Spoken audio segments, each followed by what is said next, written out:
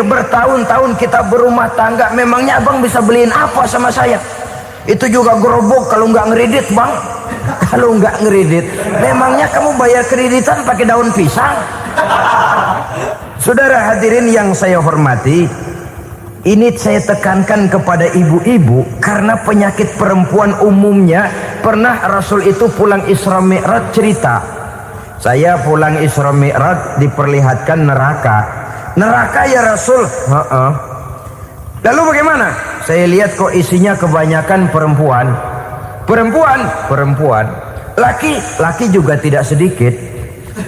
Cuma kebanyakan kok perempuan. Apa perempuan tidak sholat ya Rasul? Sholat. Tidak puasa? Puasa.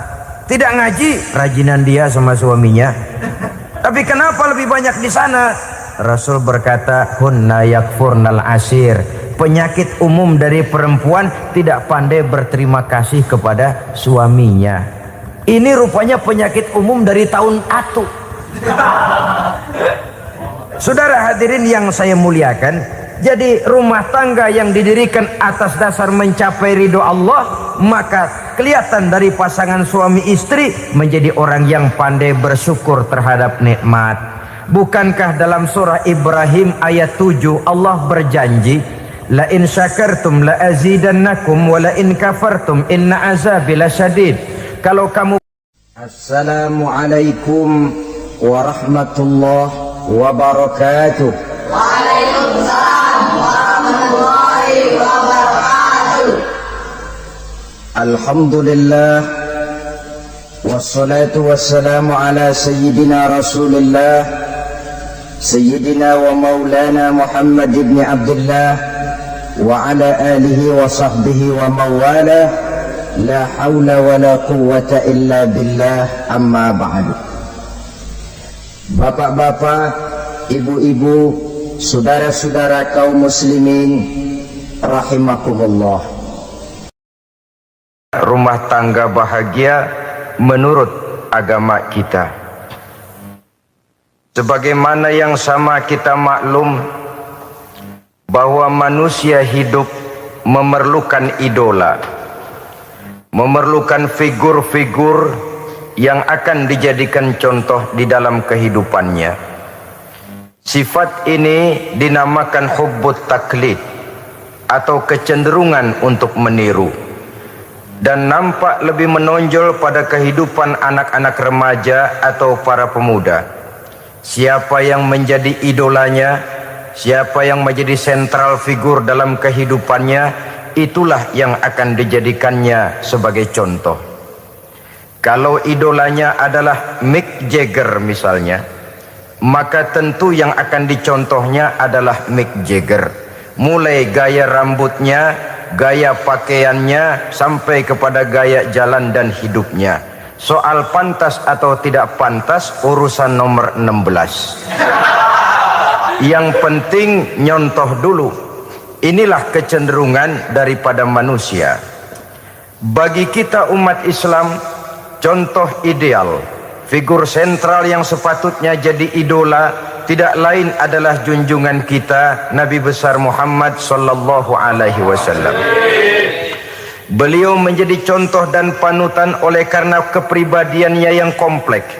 Sejak dari seorang pemimpin negara yang adil sampai kepada seorang jenderal yang gagah berani di medan perang, sampai kepada seorang diplomat yang ulung, pedagang yang jujur, suami yang bertanggung jawab, ayah yang penuh kasih sayang dengan anak-anaknya, dan di dalam keseluruhannya beliau merupakan uswatun hasanah. Termasuk dalam membina rumah tangga bahagia, contoh kita tidak lain adalah rumah tangga beliau. Bagaimana sih rumah tangga Nabi kita itu? Beliau berkata dalam dua kalimat yang singkat tapi punya pengertian yang sangat luas dan dalam tentang rumah tangganya. Beliau mengatakan, baiti jannati, rumah tanggaku adalah sorga bagiku. Satu cerminan yang merupakan refleksi dari keadaan yang membawa kebahagiaan. Padahal sepanjang sejarah yang kita baca, rumah beliau kecil saja. Sarapan pagi pun cuma seteguk air zam-zam, sepotong roti, kadang-kadang sebutir kurma. Tidurnya di atas kain kasar yang separuh jadi selimut, separuh jadi alas tidur. Tetapi di tengah kondisi yang semacam itu, beliau sanggup berkata, baiti jannati, rumah tanggaku adalah surga bagiku. Kenapa kita yang hidup di zaman sekarang, di mana fasilitas sesungguhnya serba lebih menunjang untuk berkata semacam itu, malah kita berkata sebaliknya, baiti nari, rumahku adalah laksana neraka bagiku. Padahal kalau dilihat, rumahnya pun kadang-kadang bertingkat, kendaraan serba berkilat, uang banyak berlipat-lipat, istri pun tak kurang cantik memikat, kadang-kadang jumlahnya 4. Tapi tiap hari kiamat tidak ada ketenangan dan ketentraman di rumah tangga. Saudara hadirin kaum muslimin rahimakumullah, mengapa Rasul sampai mengatakan baiti jannati, rumahku adalah laksana surga bagiku? Inilah pokok pembicaraan kita pada pertemuan kali ini. Sebagaimana yang kita maklum bahwa nikah dalam pandangan Islam bukan hanya sekedar untuk memenuhi kebutuhan biologis manusiawi, tidak hanya sekedar untuk memperkembangbiakkan keturunan, dan juga tidak pula untuk memperturutkan hawa nafsu. Lebih daripada sekedar itu, nikah dalam pandangan Islam merupakan ibadah. Oleh karena ibadah, maka seluruh tujuan ibadah, apakah dia bernama solat, apakah dia bernama puasa, zakat, sodako, haji dan lain sebagainya, seluruh daripada tujuan ibadah, target utamanya adalah mardhatillah atau keridhaan daripada Allah Subhanahu wa taala. Kalau nikah itu ibadah, maka sesungguhnya tujuan utama dari pelaksanaan suatu pernikahan tidak lain hanya untuk mencari keridhaan dari Allah Subhanahu wa taala. Bukankah kalau kita tanya tiap orang yang melakukan nikah, kenapa sih kamu nikah dengan dia? Jawabannya bisa macam-macam. Yang umum, karena saya cinta dia. Ada yang berkata, karena saya ingin mendapat ketenangan hidup. Ada yang bilang, karena saya ingin hidup teratur. Ada yang mengakui, karena saya ingin dapat keturunan dan lain sebagainya. Tetapi sesungguhnya menurut ajaran agama, kalau nikah merupakan ibadah, jawaban intinya ialah saya melakukan nikah untuk mencari keridhaan dari Allah Subhanahu wa taala. Ini konsekuensinya kalau nikah merupakan bagian daripada ibadah. Rumah tangga yang didirikan atas dasar mencari keridhaan Allah, maka akan diwarnai oleh nilai-nilai luhur daripada ajaran agama. Tanpa harta orang memang sulit untuk bahagia, tapi harta bukan jaminan orang lalu akan bahagia. Harta pada suatu saat akan berakhir, kecantikan akan berkurang, pangkat dan jabatan akan sampai kepada batasnya. Tetapi agama, keyakinan, nilai-nilai iman, itulah pegangan kita yang kekal dan abadi.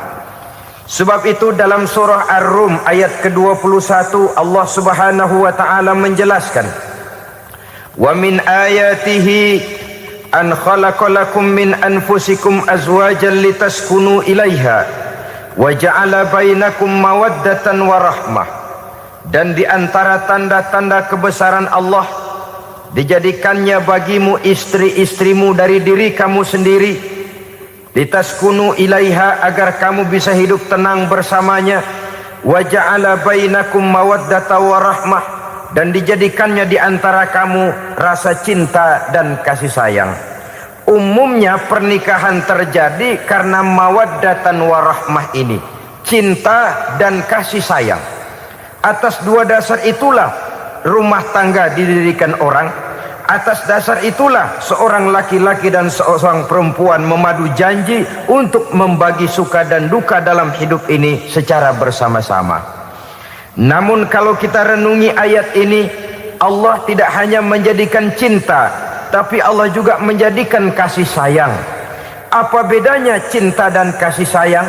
Apa bedanya mawaddatan warahmah ini? Saudara, mawaddah yang artinya cinta itu sasarannya biasanya adalah jasmani, kecenderungan biologis. Itu akan berakhir. Orang yang mendirikan rumah tangga cuma karena kecenderungan biologis, cuma karena rasa cinta semata-mata, cinta biasanya terkait kepada keindahan. Betul apa benar? Biasanya orang mudah jatuh cinta kepada sesuatu yang punya nilai keindahan. Makanya anak muda jarang yang jatuh cinta sama nenek-nenek. Cinta selalu memandang segi keindahannya. Ini yang namanya mawaddah. Allah tidak mengingkari itu, silakan. Bahwa manusia secara naluri senang kepada serba keindahan, wajar-wajar saja. Tetapi tidak cuma mawaddah, Allah juga menciptakan rahmah, kasih sayang.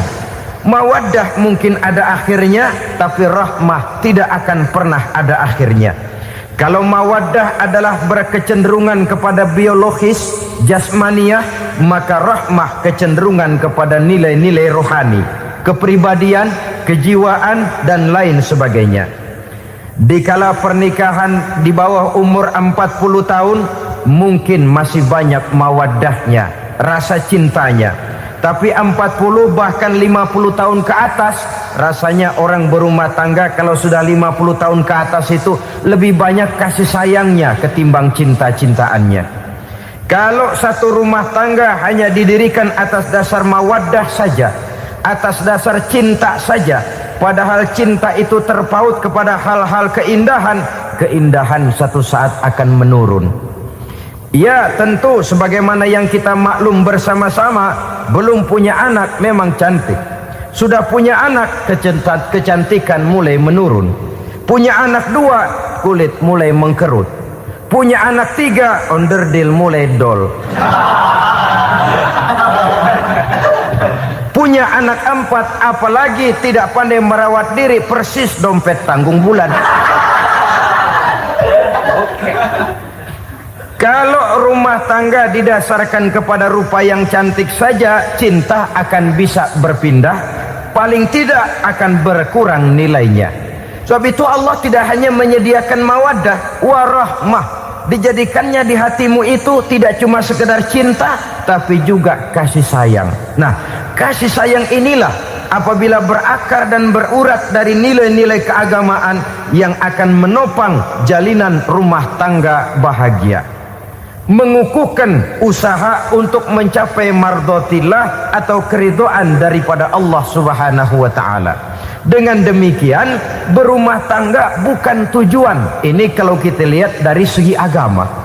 Berumah tangga cuma alat untuk mencapai mardotillah, keridhaan daripada Allah. Seorang suami yang pergi pagi pulang sore peras keringat banting tulang mencari nafkah untuk menghidupi keluarganya, kalau niatnya untuk mardotillah maka pergi usahanya adalah ibadah. Sementara si suami pergi berusaha, istri di rumah mendoakan suaminya, itu juga merupakan bagian daripada ibadah. Marilah kita biasakan membina satu rumah tangga untuk mencapai keridhaan daripada Allah Subhanahu wa ta'ala. Ini motif dasarnya. Karena itu Rasul Anas bin Malik pernah bercerita, bertahun-tahun saya membantu di rumah tangga Rasul. Selama tahun-tahun yang panjang saya membantu di rumah tangga beliau itu, kata Anas bin Malik, belum pernah kok saya mendengar kata-kata kasar, keras, membentak-bentak. Belum pernah saya melihat ada piring terbang, sandal melayang, ada penggorengan nitir di atas. Belum pernah, padahal tahun-tahun yang panjang sudah saya lalui. Itu rumah tangga Rasul. Istrinya lebih dari 1, tapi tenang, ayem, adem.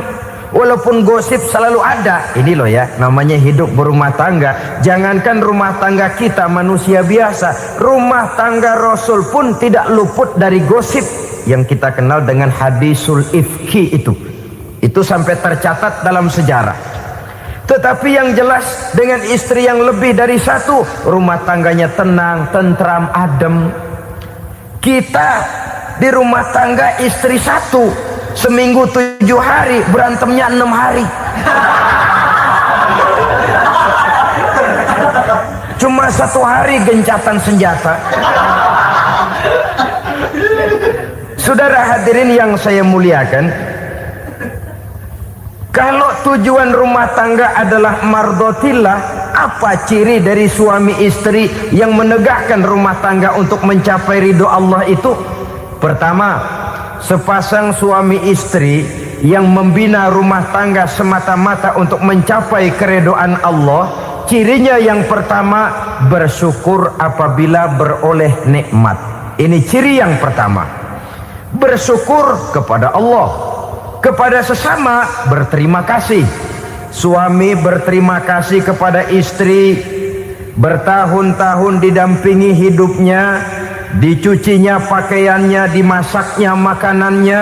Tidak istri mengeluh walau hidup lebih banyak kurangnya daripada cukupnya. Suami pandai berterima kasih kepada istrinya. Sementara istri pun bisa berterima kasih kepada suaminya. Bertahun-tahun suami peras keringat, banting tulang mencari nafkah, menjadi palang dada terdepan apabila ada masalah-masalah yang besar. Kedua-duanya lalu punya timbangan. Nah inilah ya, saya pesan kepada suami, kepada para suami, kepada para istri, supaya di rumah ada timbangan. Perlunya apa? Kalau pada satu saat istri kita salah, suami cepat-cepat ambil timbangan, lalu ditimbang mana yang lebih berat, salahnya atau dosanya, benarnya atau kesalahannya.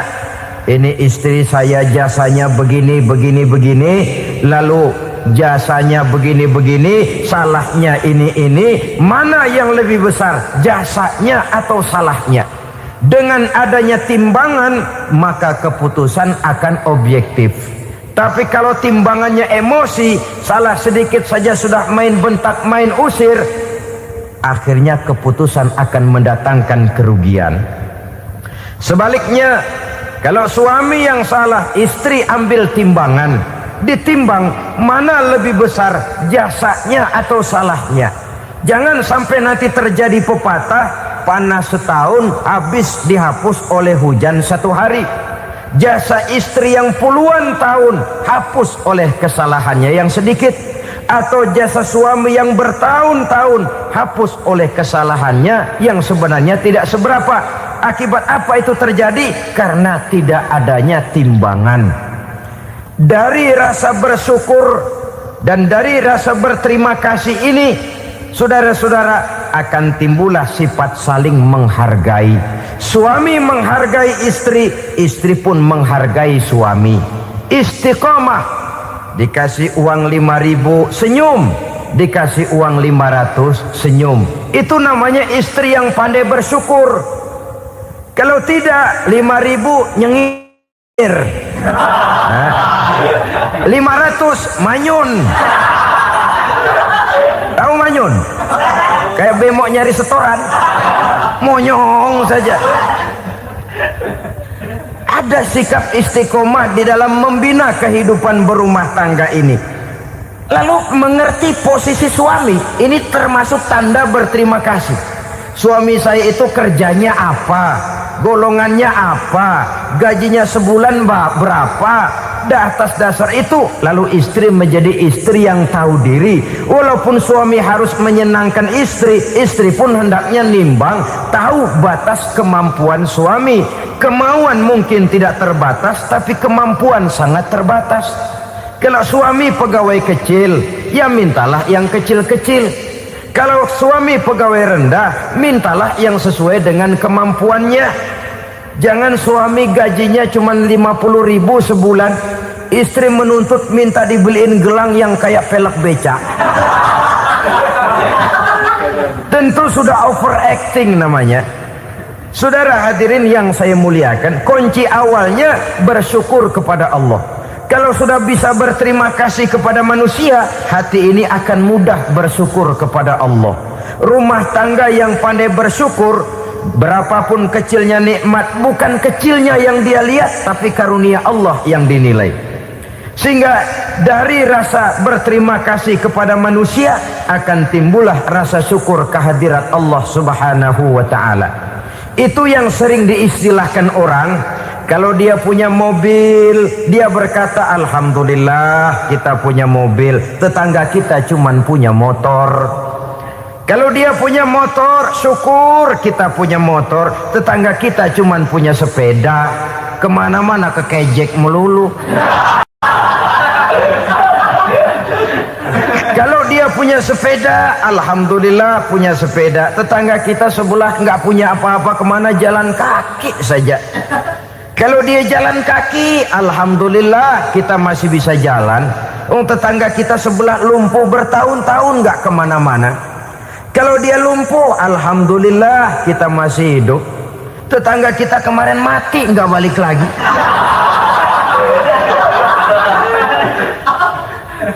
Lalu akan timbul rasa syukur. Tapi kalau sudah lumpuh ngelihat yang bisa jalan ngelihat yang naik sepeda, yang punya sepeda lihat yang punya motor lihat yang punya mobil lihat yang punya pesawat. Kapanlah kita ini pandai bersyukur? Sebab kesenangan seperti pelangi, tidak pernah di atas kepala kita, selalu kelihatannya di atas kepala orang lain. Sehingga kalau ngobrol orang sering bilang, lu sih enak lo gue lihat, gue keblangsak amat nih ya. Setiap orang ngomong kepada kita begitu nadanya. Kita yang dilihat enak, sementara kita melihat orang lain enak. Tukang tahu melihat tukang tempe enak, tukang tempe melihat tukang tuak enak, tukang tuak bilang tukang sirsak enak. Enak itu seperti pelangi. Namun kalau kita mau merenungi, tidak pernah Allah berhenti memberikan nikmat kepada kita. Sejak kita bangun tidur sampai kita tidur kembali, bahkan tidur itu sendiri, seluruhnya tidak pernah putus dari nikmat Allah. Bahagia ada di gubuk reot, bahagia ada di rumah mewah, bahagia ada di hati kopral, bahagia ada di hati jenderal, di gunung dan di kota, di hutan belantara dan di desa, di keheningan malam atau di keramaian siang. Kalau kita mau mencari, bahagia selalu ada. Tapi hati yang tidak pandai bersyukur, bagaimanapun banyak kebahagiaan yang meliputi hidupnya, dia tidak akan pernah pandai mensyukurinya. Maka berterima kasihlah kepada istri, berterima kasihlah kepada suami, bersyukurlah kehadirat Allah Subhanahu wa ta'ala. Saya sering mengatakan, sebaliknya seorang suami bagaimanapun kondisi istrinya, kalau itu memang jodohnya, beranilah berkata, istriku adalah Romeoku, istriku adalah Julietku, atau istriku adalah Sri Kandiku. Biarin pengkor ya pengkor, nggak ada urusan. Mensyukuri.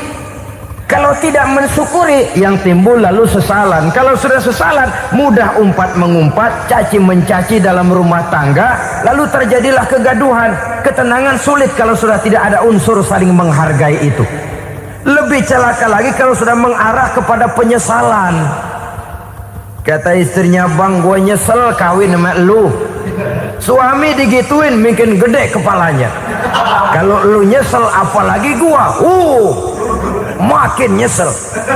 Iya, coba pikir bertahun-tahun kita berumah tangga, memangnya abang bisa beliin apa sama saya? Itu juga gerobok kalau nggak ngeredit bang. Kalau nggak ngeredit, memangnya kamu bayar kreditan pakai daun pisang?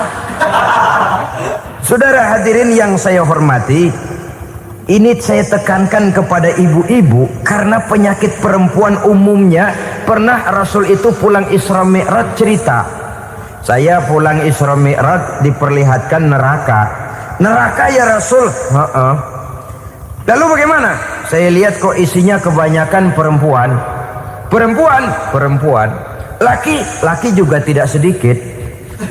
Cuma kebanyakan kok perempuan. Apa perempuan tidak sholat ya Rasul? Sholat. Tidak puasa? Puasa. Tidak ngaji? Rajinan dia sama suaminya. Tapi kenapa lebih banyak di sana? Rasul berkata, hunna yakfurnal asir, Penyakit umum dari perempuan tidak pandai berterima kasih kepada suaminya. Ini rupanya penyakit umum dari tahun atu. Saudara hadirin yang saya muliakan, jadi rumah tangga yang didirikan atas dasar mencapai ridho Allah, maka kelihatan dari pasangan suami istri menjadi orang yang pandai bersyukur terhadap nikmat. Bukankah dalam surah Ibrahim ayat 7 Allah berjanji, la in syakartum la azidannakum wa la in kafartum inna azabi lasyadid. Kalau kamu pandai bersyukur, aku tambah nikmatku. Kalau kamu ingkar, tidak mau bersyukur, azabku itu hebat dan pedih.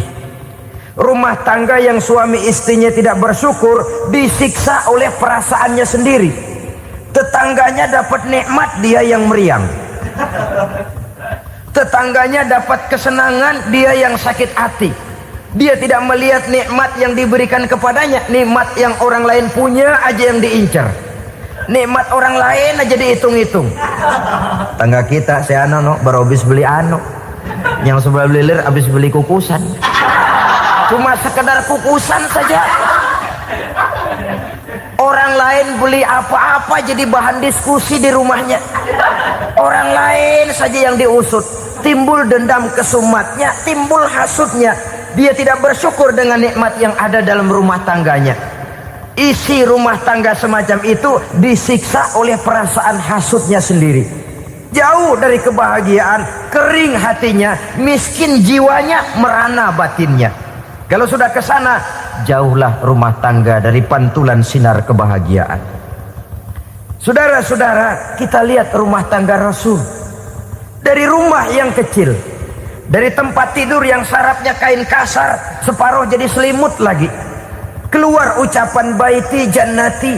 Kenapa? Beliau orang yang pandai bersyukur kepada Allah, bisa berterima kasih kepada istri-istrinya, dan istrinya pun pandai berterima kasih kepada Rasul dan bersyukur kehadirat Allah Subhanahu wa ta'ala. Maka nikmat lalu bertambah. Makin kita syukuri nikmat, makin tambah itu. La azidannakum, janji Allah, pasti aku tambah nikmatku kepadamu jikalau kamu pandai mensyukurinya.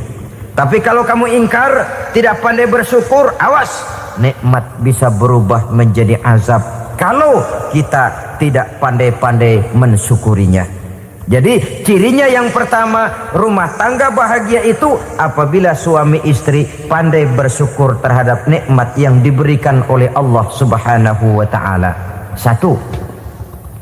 Cirinya yang kedua, rumah tangga yang berdasarkan untuk mardotillah, mencapai keredoan Allah, sabar apabila mendapat cobaan. Namanya orang berumah tangga itu persis berlayar di lautan. Suami istri adalah dua orang yang memegang kemudi.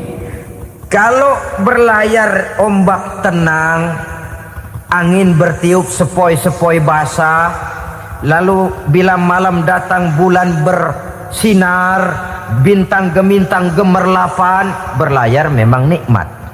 Tapi satu saat angin puting beliung bertiup, gelombang menggunung, halilintar menyambar, kemudian petir berkilat. Kalau pada saat itu suami mau ngalor, istri mau ngidul, alamat perahu patah di tengah jalan, kandas di lautan sebelum sampai ke pantai yang akan ditujunya.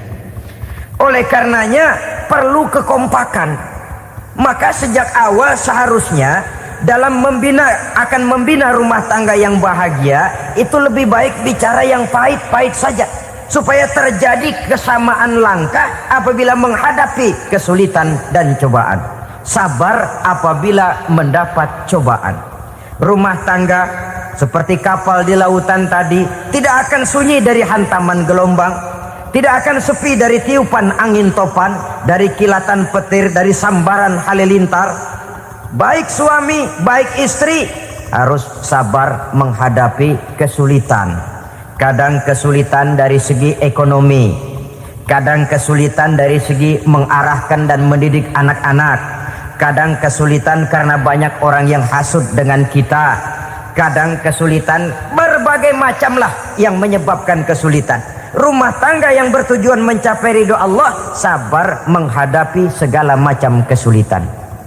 Saudara-saudara kaum muslimin rahimakumullah, kesulitan adalah bagian daripada perjalanan hidup. Siapa orangnya yang tidak pernah menemukan kesulitan dalam kehidupan? Rasanya hampir tidak ada. Dan memang kesulitan bukan untuk ditakuti. Kesulitan justru untuk diatasi, dicarikan jalan keluarnya. Begitulah suami istri yang bertujuan mencari ridho Allah. Manakala suami berada dalam kesulitan, istri mencarikan jalan keluar atau berusaha memberikan jalan keluar.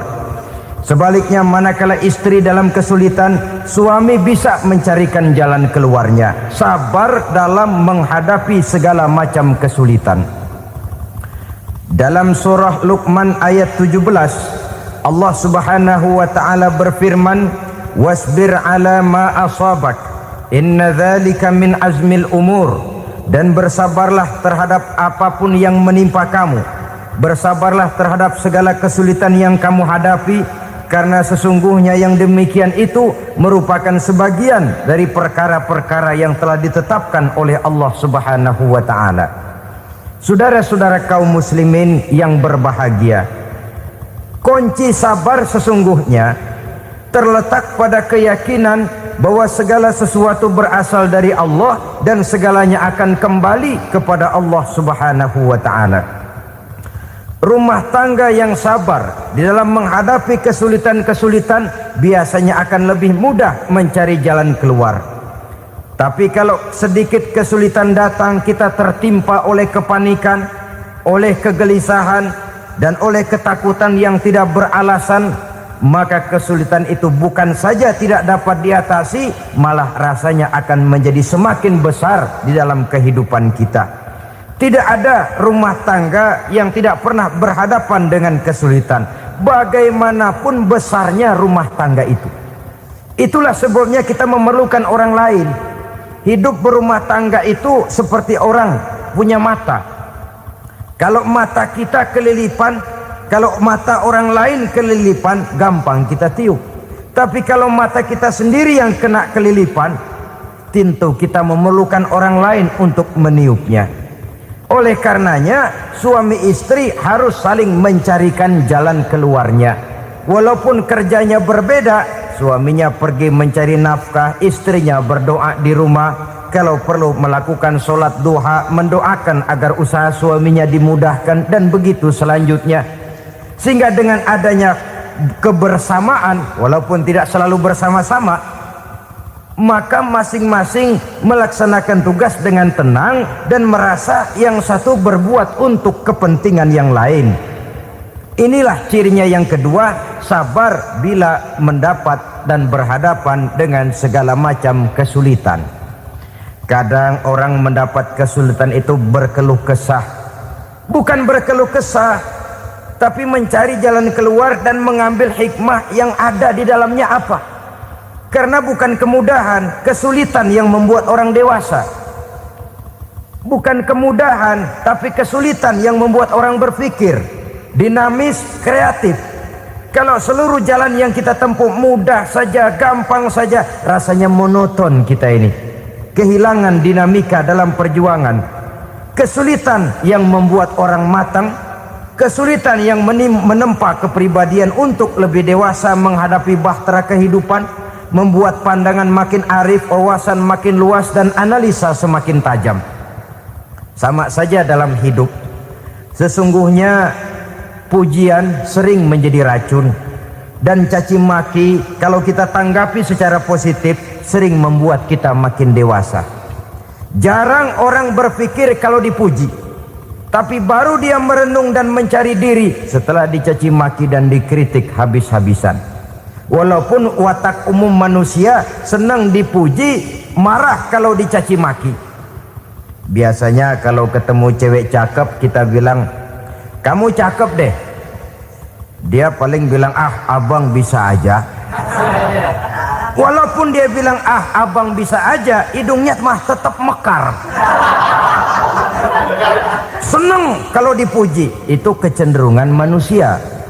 Marah kalau dicaci maki. marah kalau dikritik, tapi sesungguhnya pujian sering jadi racun, caci maki sering jadi obat. Orang takut minum obat karena pahitnya, padahal efeknya itu akan lebih memberikan kesehatan kepadanya. Orang takut menghadapi kritik, orang takut dan tidak ingin dicaci maki, padahal itulah yang sesungguhnya menjadi cambuk kalau tidak dia salah tanggap, menjadi sugesti yang mendorong dia lebih maju lagi. Karena memang bukan pujian, tapi caci maki dan kritik yang membuat kita makin berpikir tajam. Jadi rumah tangga yang berhadapan dengan kesulitan demi kesulitan, biasanya kalau ditanggapi dengan sabar akan makin mengokohkan fondasi rumah tangga itu sendiri. Tapi kalau kesulitan dihadapi dengan tidak sabar, lalu mencari jalan pintas, kesulitan ekonomi, kebetulan istrinya cakep, istrinya disuruh ngojek. Dah lo ngojek aja deh, gua nungguin setoran dah. Suami tapak di rumah. Saudara hadirin yang saya muliakan, buat sepintas memang mendatangkan materi itu, mengatasi kesulitan ekonomi, tapi apakah bahagia? Walaupun rumah bisa jadi besar, perabotan bisa serba lebih lengkap dan ada, tapi apakah semuanya mendatangkan bahagia? Sementara suami kehilangan rasa cemburunya, dan dalam agama itu disebut dayus. Dayus, suami yang tidak punya rasa cemburu kepada istrinya. Dan orang dayus kayak begitu haram mendapat bau sorga. Bau sorga saja tidak dapat, apalagi masuk ke dalamnya. Ya tapi juga jangan lantas mentang-mentang harus cemburu sama istri, overacting. Suaminya nawar sayuran, laki pulang ngomel, lu pacaran ya sama tukang sayur. Itu juga over, saudara-saudara. Kesulitan ekonomi diatasi dengan sabar. Sabar dalam arti berusaha dengan tidak mengambil jalan pintas, berusaha tetap berada di jalan yang diridhoi oleh Allah. Ini yang jadi problema ini rumah tangga sekarang ini, kesulitan ekonomi, di mana lapangan kerja sulit, di mana persaingan hidup tajam, sedangkan kita hidup ingin seperti orang lain.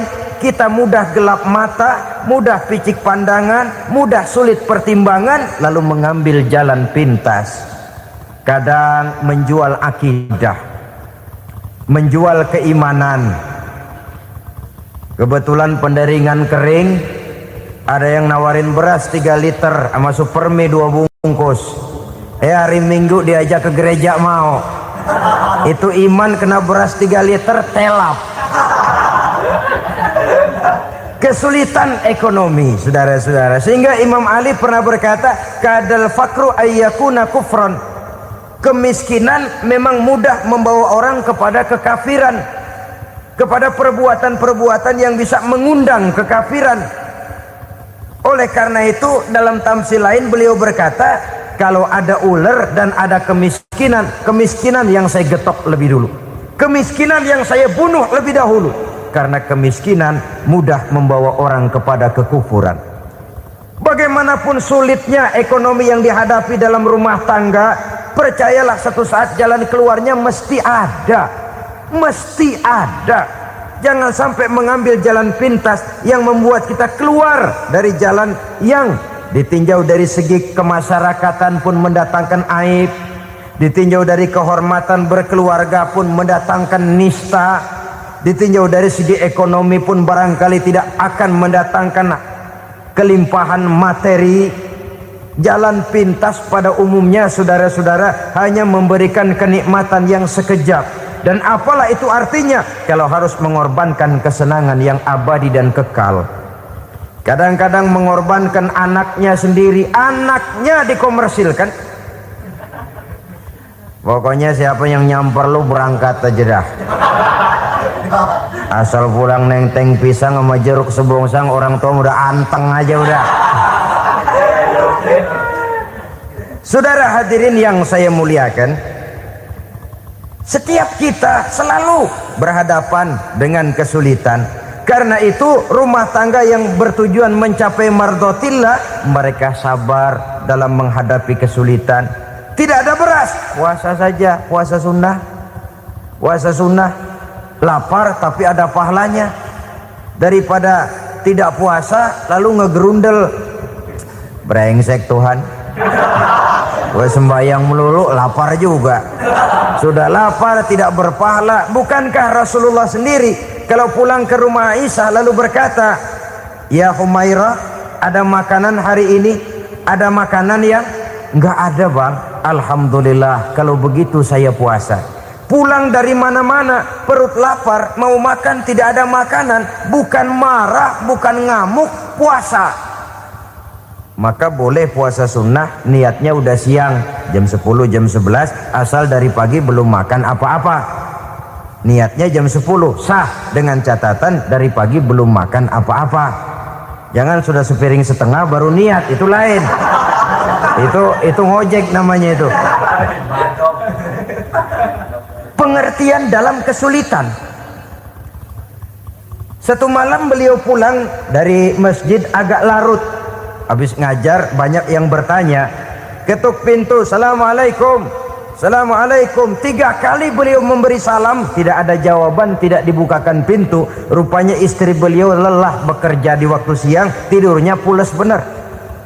Marahkah Rasul? Tidak, beliau gelar sorban, tidur di depan pintu. Asraful anbiya wal mursalin ini, Rasul termulia ini, karena menghargai istrinya, tidur di depan pintu. Sampai Aisyah bangun sepertiga malam, terkejut buka pintu, suaminya ada di depan pintu. Beliau bangunkan. Ketika dibangunkan, Rasul lebih dulu berkata, maaf sayang, saya pulang terlambat. Sudah nggak dibukain pintu, tidur di depan, dibangunin, beliau duluan yang minta maaf. Pengertian. Kalau emosi, memang nggak dibukain pintu, tidur di depan. Begitu dibukain, yang enak kita tunjuk jidatnya.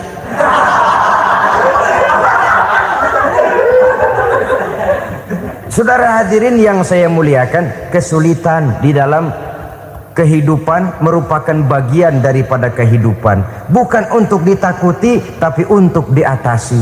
Bukan untuk dihindarkan, tapi dicarikan jalan keluarnya. Hadapilah kesulitan dengan baik sangka kepada Allah, dengan lapang dada, dan dengan tetap bersabar menghadapinya. Kenapa? Karena tujuan kita mendirikan rumah tangga, mencapai ridho Allah. Kalau anak kita perjualbelikan, kalau istri kita komersilkan, kalau akidah kita jual untuk mempertahankan rumah tangga, bukankah makin jauh saja rumah tangga itu dari ridho Allah? Ini tujuan utamanya. Yang ketiga,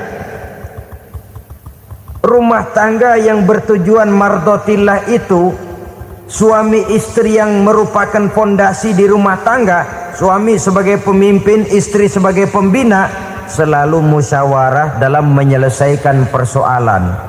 Walaupun istri ditakdirkan sebagai pemimpin dan suami sebagai pemimpin dan istri yang dipimpin, tapi agama menganjurkan musyawarah.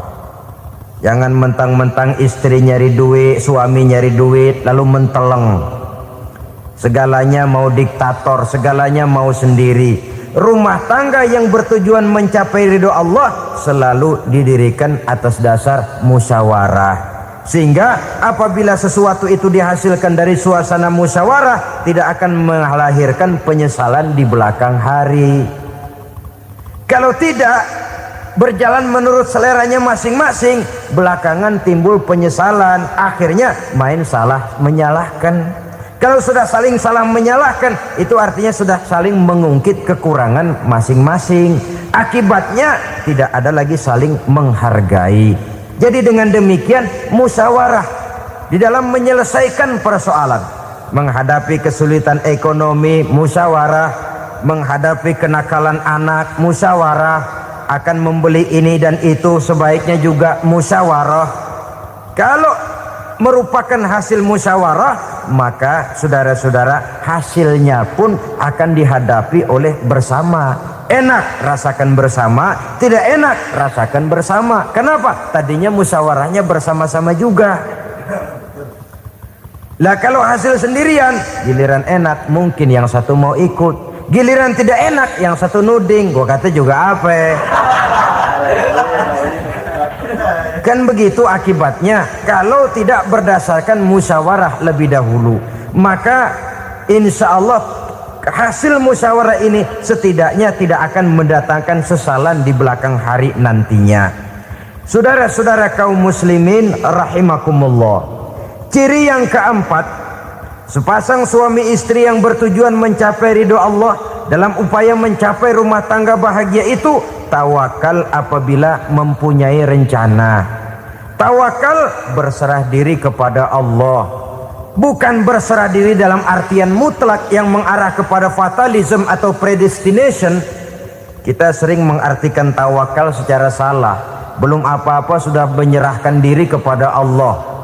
Emang semuanya terjadi menurut maunya Allah dah, nggak usah ngapa-ngapain, bagaimana Tuhan aja dah.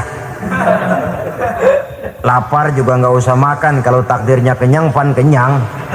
Ya udah lapar terus kita. Makan dulu, perkara nanti kenyang apa tidak itu baru tawakal. Kalau sakit ke dokter, soal sembuh atau tidak baru tawakal. Artinya usaha itu ada. Setelah suami berusaha, istri berusaha, selebihnya tawakal. Apa perlunya tawakal? Apabila berhasil tidak lupa daratan, apabila berhasil tidak lupa diri, apabila gagal tidak putus asa. Sehingga dengan demikian dari tawakal ini lahirlah pondasi yang kokoh membina rumah tangga yang bahagia dalam upaya mencapai keridhaan daripada Allah Subhanahu wa taala. Apapun yang kita laksanakan di rumah tangga, tujuan intinya tetap untuk mencapai keridhaan Allah. Beli kendaraan untuk mencapai ridho Allah, lalu dipakai ngaji, dipakai ke masjid dan sebagainya. Beli peralatan rumah tangga untuk mencapai ridho Allah. Mendidik anak untuk mencapai ridho Allah. Membantu keluarga untuk mencapai ridho Allah. Dan begitu selanjutnya. Tawakal apabila mempunyai rencana. Kemudian cirinya yang kelima, suami istri yang bertujuan mencapai ridho Allah selalu mempererat silaturahmi. Sebab seperti sudah saya sampaikan pada pertemuan terdahulu, dalam berumah tangga itu ada orang tua, ada mertua. Itu cuma perbedaan istilah, tapi hakikatnya adalah sama. Jangan karena perbedaan istilah lalu menyebabkan kita berbeda sikap. Kalau sudah berbeda sikap, tentu akan melahirkan perasaan yang tidak simpatik. Sebaiknya suami istri kalau sudah berumah tangga, jadikanlah orang tua tempat cerita yang enak saja. Yang tidak enak telan berdua, yang pahit rasakan berdua, kesusahan dan kesulitan atasi berdua. Giliran enak ngomong sama orang tua, giliran senang cerita sama mertua. Sekarang kan kita balik, kalau lagi senang duitnya banyak, anteng di rumah, kalem aja. Tapi lalu waktu susah, waktu susah, cerita kepada orang tuanya, cerita kepada mertuanya. Lalu kapan kita mau menyenangkan orang tua? Sudahlah mereka susah mendidik kita di waktu kecil, membesarkan kita, melakukan segala macam pengorbanan. Demi setelah kita berumah tangga, kesulitan rumah tangga kita tumpahkan juga kepada mereka. Pererat silaturahmi dan usahakan agar seluruh keluarga hanya menjadi tempat kita cerita yang enak-enak saja. Istilah sehari-harinya, kalau di rumah kita makan sama sayur bayam, keluar rumah diem, malah seluitan. Tetangga tanya, lu makan kayaknya enak banget apa sih? Daging ayam.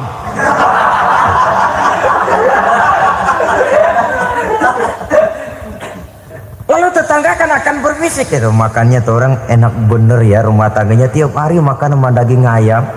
Biarlah paling kurang itu jadi doa, daripada kita makan sama kangkung lalu ribut ngomel di mana-mana. Gua kesel banget sama bini gua. Di warung ceritanya lagi. Kenapa? Saban sari gue direbusin kangkung mulu. Brengsek. Di warung cerita ada RT, ada RW. Gara-gara makan sama kangkung se-RT tahu. Akhirnya mungkin kalau kita berangkat orang hitung dari jauh, lihat kangkung liwat gitu.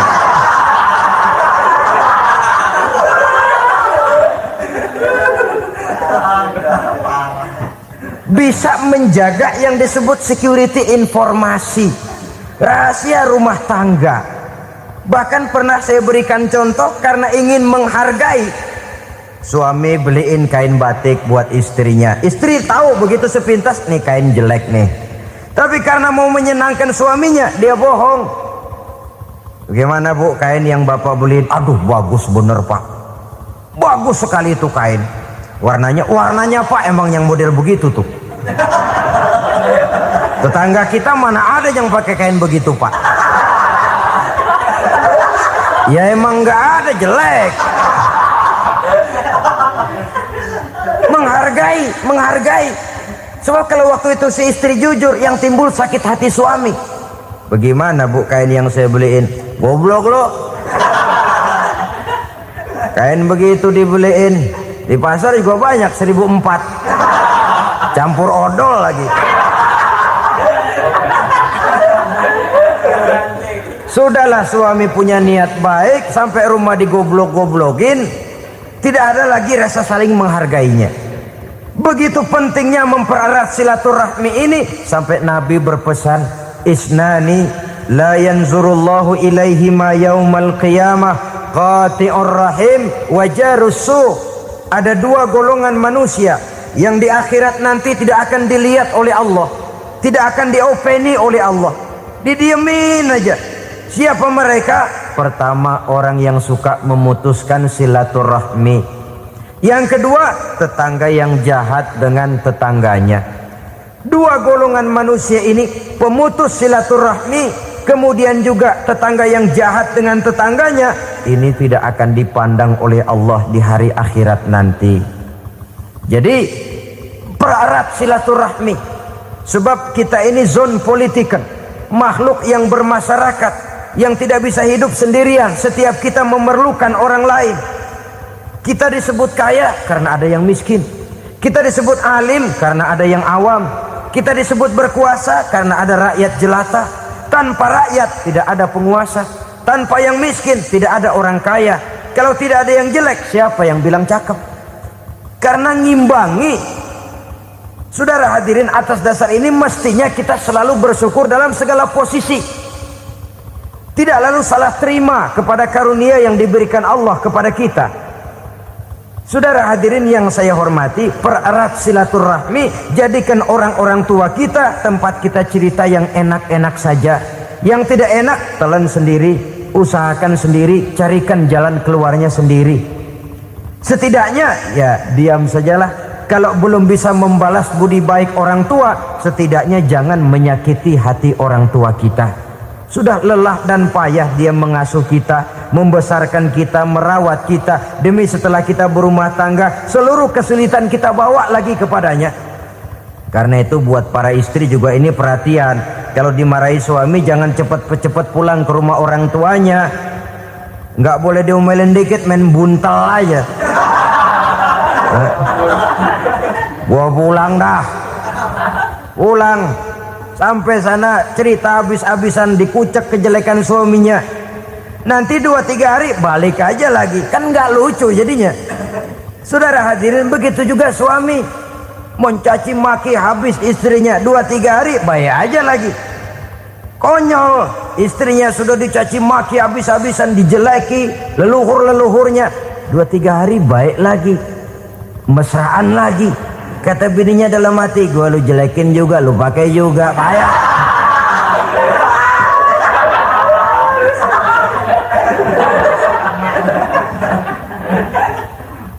Saudara hadirin yang saya muliakan, itulah sebabnya pada awal tadi saya katakan perlunya kita mempunyai timbangan baik sebagai suami maupun sebagai istri. Nah, dari mempererat silaturahmi ini akan terjalin rasa kekeluargaan. Maka tradisi arisan keluarga itu bagus sesungguhnya untuk mempererat silaturahmi.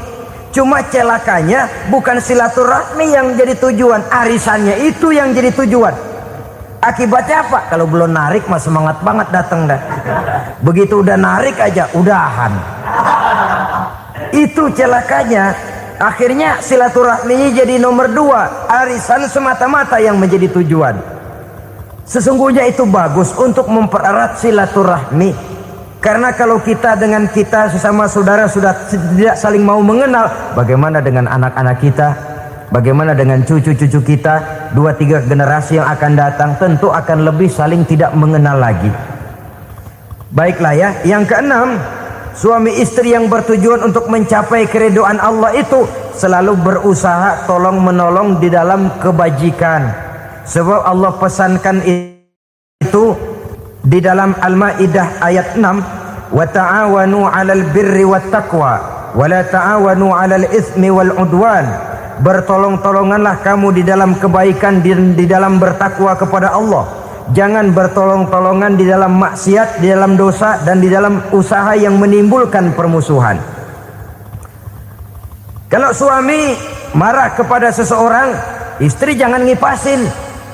Oh bang, yang begitu mah dibayain tuman. Udah habisin aja dah. Anak-anaknya marahin sekalian. Ngipasin. Istri kesel sama tetangganya, suami ngipasin. Emang tuh tetangga kita, hahu. Habis orang dikipasin. Ta'awanu 'alal birri wat taqwa, bertolong-tolonganlah di dalam kebaikan. Istri malas ngaji, suami mendorong, memberikan sugesti.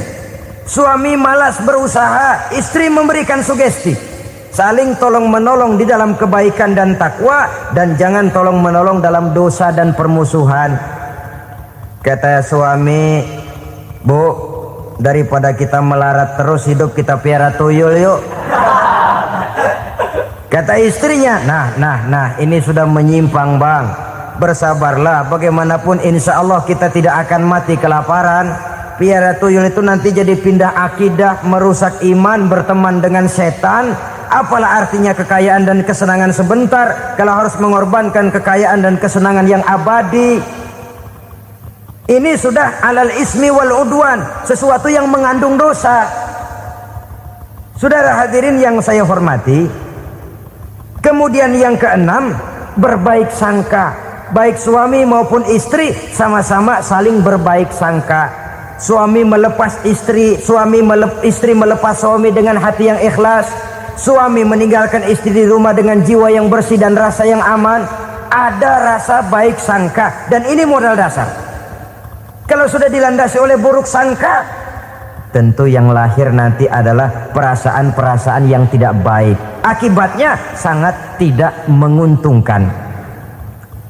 Inilah beberapa ciri dari rumah tangga yang didirikan atas dasar mardhatillah, mencapai keridhaan dari Allah.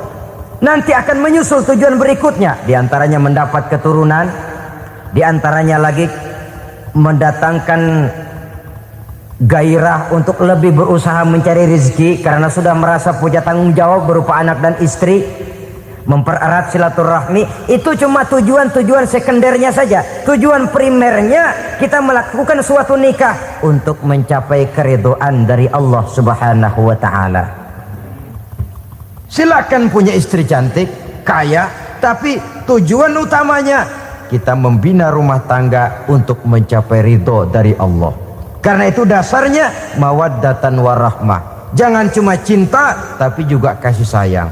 Cinta, kecenderungan kepada jasmani akan berakhir, tapi kasih sayang, kecenderungan kepada rohani, makin tua malah makin erat, makin tua malah makin mesra. Sehingga kadang kita menampak kakek-kakek dan nenek-nenek lagunya kayak pengantin baru. Apa cinta-cintaan? Tidak. Bagaimana kakek-kakek sama nenek-nenek harus bilang I love you? Yang masih ada itu waktu itu mawaddah, kasih dan sayang. Itu yang akan kekal, itu yang akan abadi. Tanpa materi orang sulit untuk bahagia, tapi materi semata bukan jaminan orang untuk bahagia. Nah, ciri yang terakhir dari rumah tangga yang bertujuan mencapai ridho Allah, sinar agama kelihatan di dalamnya. Baik suami maupun istri sama-sama orang yang taat melaksanakan ajaran agama. Saudara, Mudah-mudahan walaupun singkat dapat menjadi sumbangan moral dalam kita mewujudkan rumah tangga yang bahagia menurut contoh yang diberikan oleh Rasulullah sallallahu alaihi wasallam. Terima kasih atas perhatian saudara. Mohon maaf atas segala kekurangan. Usikum wa nafsi bitaqwallah. Wassalamualaikum warahmatullahi wabarakatuh.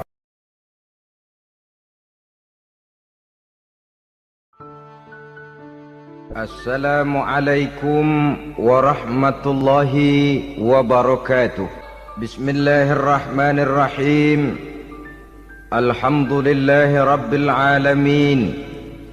Wassalatu wassalamu ala ashrafil anbiya'i wal mursalin wa ala alihi wa sahbihi ajma'in, amma ba'du.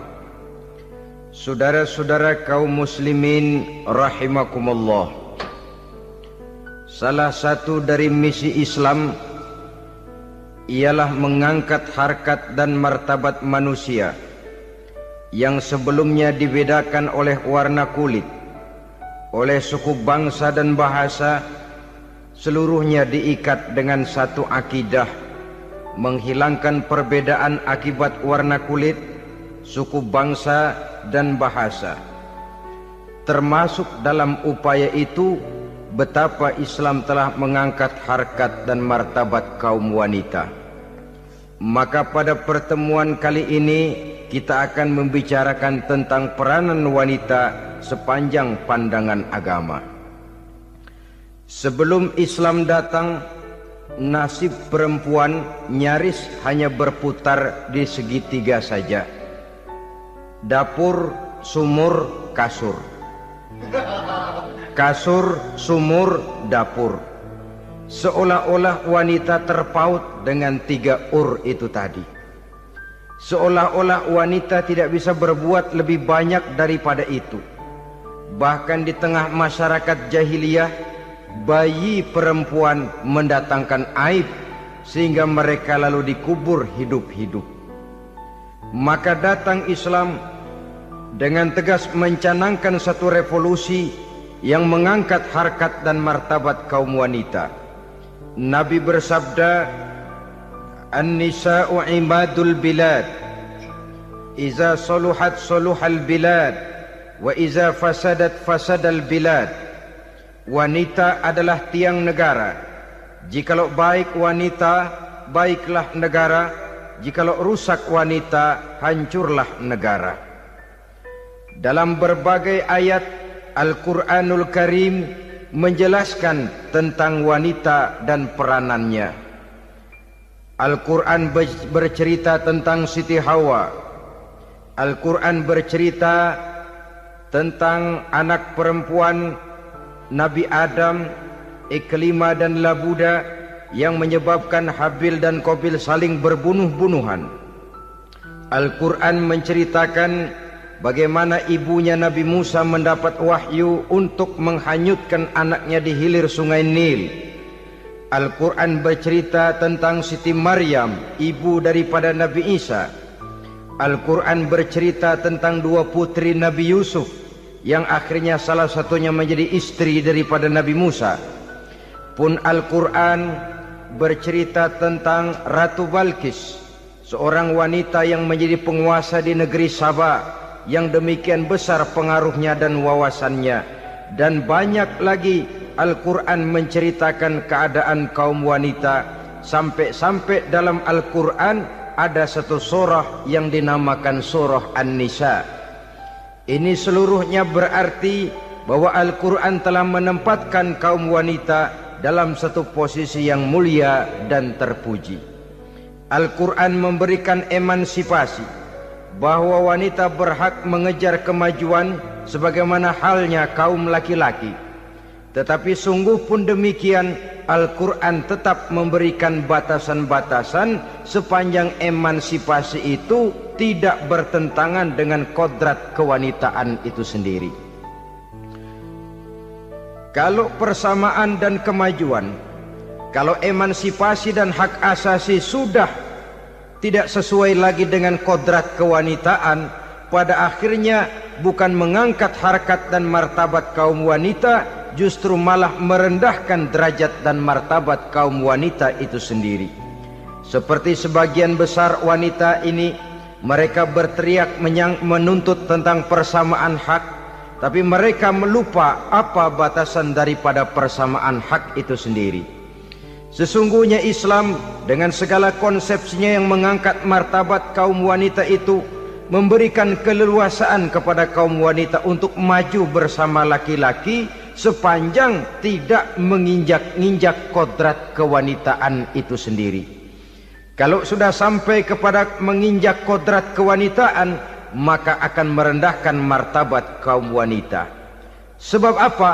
Secara fisik dan psikis agaknya memang laki-laki sudah ditakdirkan oleh Allah untuk menjadi pembimbing bagi kaum wanita. Walaupun tidak tertutup kemungkinan wanita tampil sebagai pemimpin, tetapi dari segi fisik biologis misalnya, laki-laki itu diciptakan kekar, kuat untuk memikul dan melaksanakan tugas-tugas yang berat. Sedangkan perempuan pada umumnya adalah lembut, ayu, lemot, denok, geboy, dan lain sebagainya. Maka kalau kita baca sejarah, Allah itu belum pernah mengutus rasul perempuan. Semua rasul laki-laki.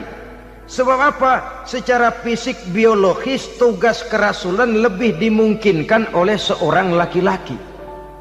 Tugas rasul itu berat.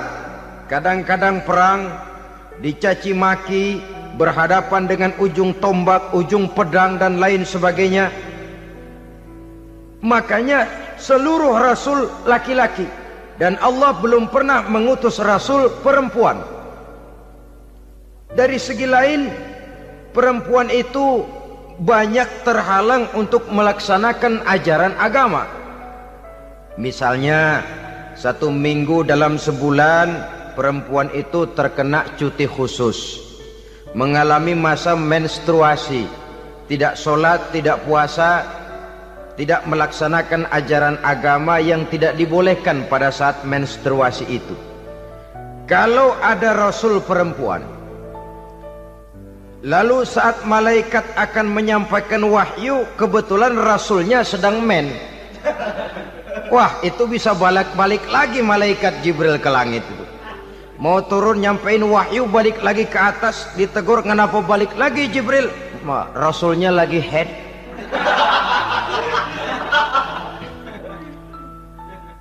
Atau pada saat agama dalam bahaya, agama dalam hinaan, agama dalam ancaman, rasulnya perempuan kebetulan sedang hamil besar. Apa lalu perang ditunda? Pengumuman perang ditunda saja sampai rasul melahirkan. Tentu lebih tidak mungkin lagi. Secara fisik biologis, laki-laki lebih memungkinkan untuk melaksanakan tugas kerasulan ini. Maka seluruh rasul yang diutus Allah adalah laki-laki. Saudara hadirin yang saya muliakan, sungguh pun demikian, Islam itu mengangkat martabat wanita sedemikian tinggi sebagai tiang negara yang menentukan jatuh dan bangunnya negara, yang ikut mewarnai bahkan menjadi warnanya suatu negara. Walaupun peranannya memang tidak begitu kelihatan, tapi sesungguhnya amat sangat menentukan. Oleh karenanya, secara umum emansipasi yang digariskan oleh Islam, emansipasi yang tidak bertentangan dengan kodrat kewanitaan di berbagai aspek kehidupan. Kalau sekarang emansipasi ini kelihatannya sudah salah pasang, salah kaprah. Bahkan belum lama kita menyaksikan bagaimana ada binaragawati. Di zaman sekarang perempuan sudah mulai angkat besi. Saya mulai mikir kalau perempuan sudah pada angkat besi, ini sudah tanda suaminya udah dekat dibanting-bantingin ini. Tahun-tahun mendatang mungkin akan menyusul perempuan mulai narik becak.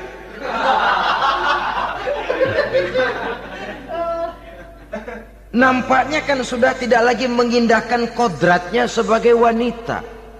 Ada olahraga yang hanya pantas dikerjakan oleh laki-laki. Oleh karena itu pada kesempatan ini kita akan mencoba melihat peranan wanita dari berbagai dimensinya. Yang pertama, peranan wanita sebagai istri. Adalah Rasul memilih istri pertamanya Sayyidatuna Khadijah radhiyallahu anha. Kalau pilihan utama beliau pertama kali nikah dengan Siti Khadijah, jelas itu pilihannya bukan karena kecantikan. Kenapa? Beliau nikahi Siti Khadijah dalam usia 40 tahun Khadijah dan 25 tahun Rasul. Statusnya janda pula. Kalau beliau seorang pemburu kembang, pemburu bunga, kenapa mesti nikah dengan janda berumur 40 tahun? Sedangkan beliau waktu itu masih berumur 25 tahun. Apa sasaran utamanya? Bisa kita lihat nanti. Setelah beliau diangkat menjadi Rasul, ternyata Khadijah lebih daripada seorang istri. Beliau masuk ke dalam staf Nabi. Orang lain beliau belum beriman, beliau malah beriman lebih dahulu sebagai perempuan pertama yang masuk Islam. Orang lain memusuhi Nabi, beliau malah mengorbankan hartanya untuk membantu perjuangan Nabi. Istri setia semacam ini dengan peranannya sebagai istri yang sedemikian rupa memberikan andil yang sangat besar bagi kesuksesan dan keberhasilan seorang suami. Sebaliknya, seorang istri bisa mempengaruhi suaminya. Seorang suami yang jujur, polos, lugu, sederhana bisa jadi koruptor ulung kalau didorong-dorong oleh istrinya. Seorang istri Pak Lurah memang tidak ikut mengatur kelurahan, tapi dia bisa mewarnai suaminya. Seorang istri gubernur memang tidak ikut mengatur provinsi, tapi dia bisa mewarnai suaminya. Sepanjang warnanya positif, tentu sangat baik dan sangat diharapkan. Tetapi kalau warnanya negatif, kiamatlah akibatnya umat ini. Oleh sebab itu, peran pertama dari kaum wanita sesungguhnya adalah sebagai istri yang mendampingi suami untuk mengolah dan melaksanakan tugas-tugas besar. Dari seorang yang paling kecil sampai kepada seorang yang punya jabatan paling tinggi sekalipun, pengaruh dan peranan istri memang sangat menentukan. Saudara hadirin kaum muslimin rahimakumullah. Itulah sebabnya Nabi menikah dengan Siti Khadijah, dan lebih dari itu sebelum menikah dengan Nabi, Siti Khadijah itu sudah terkenal sebagai pengusaha wanita, business girl kalau bahasa sekarang ini. Bahkan jaringan-jaringan bisnisnya tidak hanya Mekah saja, tidak hanya antar kota, bahkan sudah antar negara, dari Mekah ke Syam, dari Mekah ke Madinah dan lain sebagainya, yang bahkan kita tahu Rasul pada mulanya pun ikut membantu perdagangannya Siti Khadijah radhiyallahu anha ini. Jadi kalau bercermin dari karier Siti Khadijah, boleh saja wanita bergerak di bidang bisnis, asal memang profesi, bukan karena dengan senjata dan modal kecantikan lalu membujuk dan merayu orang sampai telap sehingga bisnisnya berjalan lancar dengan jalan menjual kecantikannya. Tidak, bergerak di bidang bisnis yang memang profesinya di situ. Tidak ada salahnya. Bisa saja perempuan menjadi business girl seperti yang dicontohkan oleh Siti Khadijah radhiyallahu anha ini.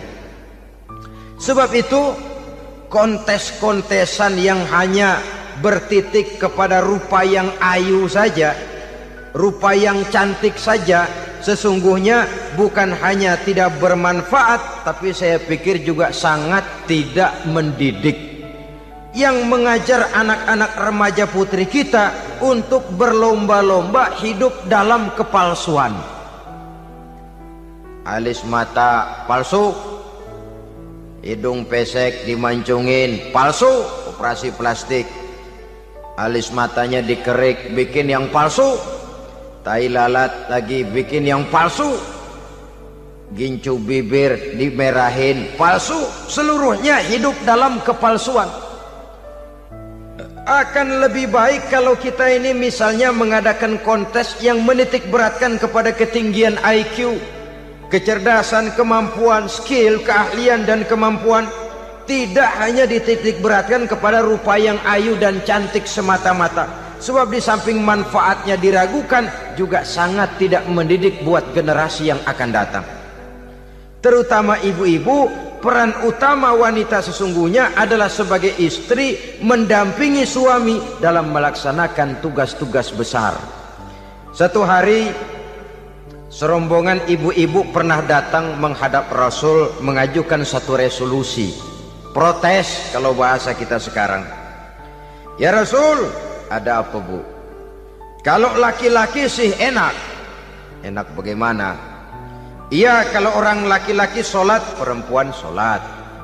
Laki-laki puasa, perempuan puasa. Laki-laki pergi haji, perempuan pergi haji. Laki-laki menuntut ilmu, perempuan bisa menuntut ilmu. Tapi kalau laki-laki pergi jihad, perang membela agama, kami perempuan tidak bisa ikut jihad perang di medan pertempuran. Padahal pahala jihad sangat besar dan kami ingin mendapat pahala jihad. Tidak adil kalau begini ya Rasul, izinkan kami pergi jihad. Ini perempuan di zaman Rasul, kalau ada kebaikan tidak bisa ikut, rasanya rugi bukan main, lalu protes. Apa jawab Rasul? Beliau senyum. Ibu-ibu jangan khawatir, walaupun ibu-ibu tidak maju ke medan perang, ada ibadah yang pahalanya sama dengan pahala jihad itu. Apa ya Rasul? Beliau menjawab, jihadukunna fi baitikunna. Jihadnya ibu-ibu, jihadnya kaum wanita adalah di rumah tangganya sebagai istri. Memasak makanan suaminya, mencuci pakaian istrinya, mengasuh, merawat dan membesarkan anak-anaknya, itu seluruhnya bagian daripada ibadah yang pahalanya tidak kurang dengan pahala jihad. Kenapa? Al-Quran itu memberikan sesuatu sesuai dengan kedudukannya. Kalau perempuan pergi perang jihad membela agama, musuhnya laki semua, kayak apa perangnya?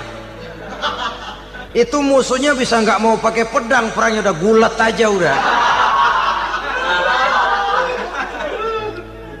Sehingga Rasul lalu memberikan satu jalan keluar yang membuat wanita-wanita itu lega. Jihadukunna fi baitikunna. Ibu-ibu sih tidak usah khawatir, jihad ibu adalah di rumah tangga ibu-ibu semua. Sejak bangun tidur sampai tidur kembali, nyaris kaum ibu itu 24 jam pekerjaannya. Sebagai istri, dia melaksanakan jihad di rumah tangganya. Peranan wanita yang pertama adalah sebagai istri, yang walaupun tidak kelihatan dan menonjol seperti halnya laki-laki, tapi sangat mewarnai, bahkan menjadi warna dari tugas apapun yang dihadapi oleh suaminya. Dulu ada seorang orator, kalau pidato hebat bukan main. Kalau dia bernada gembira, semua orang senyum. Kalau dia bercerita tentang sesuatu yang sedih, satu masjid orang nangis. Orang tanya kepadanya, Pak, bisa pidato begitu hebat, siapa yang bikin? Ya saya sendiri.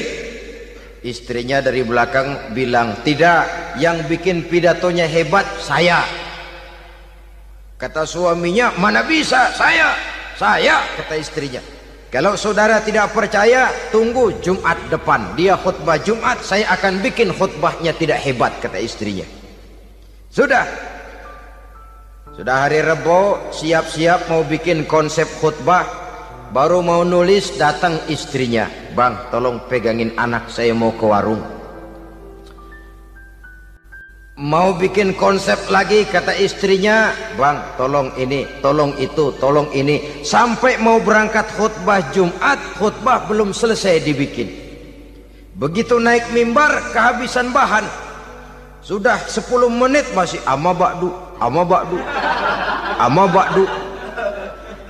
Ini yang dengar heran, ini orang kok bicaranya bisa cuma amat sama badu saja. Di situ kelihatan saudara-saudara betapa peran serta istri yang walaupun tidak kelihatan oleh pandangan mata yang zahir tapi teramat sangat menentukan. Sekali lagi, tidak ada seorang suami bisa sukses jadi apapun dia tanpa peran serta istrinya di rumah. Tidak ada kemajuan yang bisa diperoleh kalau tidak karena peran serta istrinya di rumah. Tidak ada kesuksesan yang bisa diraih tanpa keikutsertaan daripada istrinya di rumah. Walaupun suaminya yang dikenal orang, suaminya yang dipuji orang, suaminya yang disanjung orang, bagian besar tetaplah saham dan andil daripada istrinya yang di rumah itu. Ini makna an-nisa imadul bilad. Wanita adalah tiang negara. Jikalau baik wanita, baik negara. Jikalau rusak wanita, hancur negara. Karena wanita, negeri Sabah menjadi terkenal tentram, aman, wawasan politiknya luas. Seorang semacam Cleopatra bisa menaklukkan Julius Caesar. Dan begitu selanjutnya. Banyak cerita-cerita betapa wanita yang berperan di belakang layar ini bahkan bisa menggoyangkan negara. Bahkan yang paling dekat saja contoh dengan kita, Senator Gary Hart. Saudara masih dengar tentu itu. Betapa harus terpaksa mengundurkan diri dari pencalonan presiden Amerika karena kasusnya dengan Donna Rice itu, dengan hostess itu. Betapa di sini seorang perempuan atau seorang wanita sanggup membongkar seseorang yang punya masa depan ceria untuk menuju kursi kepresidenan dari suatu negara adidaya seperti Amerika bisa gagal berantakan karena skandalnya itu. Apa penyebabnya? Wanita. Tapi wanita juga bisa menyebabkan menjadi cambuk majunya laki-laki. Wanita juga bisa menghancurkan dan mengubur laki-laki. Saudara hadirin yang saya muliakan, ia memang kelihatannya makhluk yang lemah, tapi di balik kelemahannya itu sesungguhnya dia bisa menelan laki-laki yang bagaimanapun besarnya. Saudara-saudara kaum muslimin rahimakumullah, terutama ibu-ibu yang saya hormati, jadi peranan yang pertama wanita sebagai seorang istri.